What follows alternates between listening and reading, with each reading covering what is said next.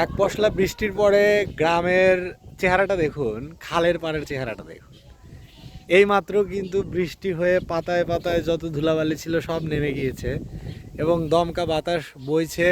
ওই যে সূর্য ওখানটায় আছে, ওই যে মেঘটা সরে গেলে উঁকি দিবে, দেখতে পাচ্ছেন ওই যে ওখানেই সূর্যটা আছে বিকেলের সময়, এবং মাত্রই বৃষ্টি হয়ে গেল। আমরা এই লেক ক্যানেলের পাশে এসেছিলাম আর কি এর সৌন্দর্যটা উপভোগ করার জন্য, কিন্তু এসে আমরা বৃষ্টিতে আটকে গেলাম। পরে এখানে একটাই বাড়ি, এই যে পিছনে দেখাই, এই যে দেখতে পাচ্ছেন, এটাই হচ্ছে একমাত্র বাড়ি, মানে এখানে একটাই বসত বাড়ি। এই বসত বাড়িতে পরে আমরা এখানে আশ্রয় নিলাম, এখানে দেরি করলাম, বৃষ্টিতে থামলো, আমরা আবার লেকের পাড়ে বা ক্যানেলের পাড়ে বেরোলাম।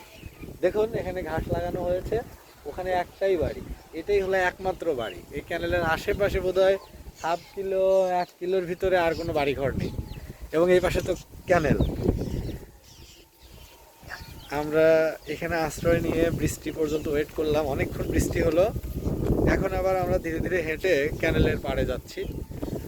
তো আর কিছুক্ষণ থাকবো, তারপরে বোধহয় চলে যাব। দেখুন কত সুন্দর একটা পরিবেশ এবং কি বাতাস, তীব্র বাতাস। এখন শীত ধরে যাচ্ছে এই বাতাসটাতে, মানে বৃষ্টির পরে যে বাতাসটা, এই বাতাসে এখন বোধহয় ঠান্ডা লেগে যাচ্ছে, এরকম একটা পরিবেশ। কি একটা বাতাসের শনশন শব্দ শুনতে পাচ্ছেন নিশ্চয়, যে বাতাসটা কত বেশি তীব্র এবং কত বেশি কোল্ড, কত বেশি ঠান্ডা। আর ক্যানেলটা দেখুন কত সুন্দর, এত সুন্দর একটা ক্যানেল বা জলাশয়, জমির পাশ দিয়ে, আশেপাশে কোনো বসত বাড়ি নেই, একদম জমির পাশ দিয়ে ক্যানেলটি বয়ে গেছে ওই দূরে, অনেক দূর পর্যন্ত চলে গেছে, এঁকে বেঁকে অনেক দিকে চলে গেছে।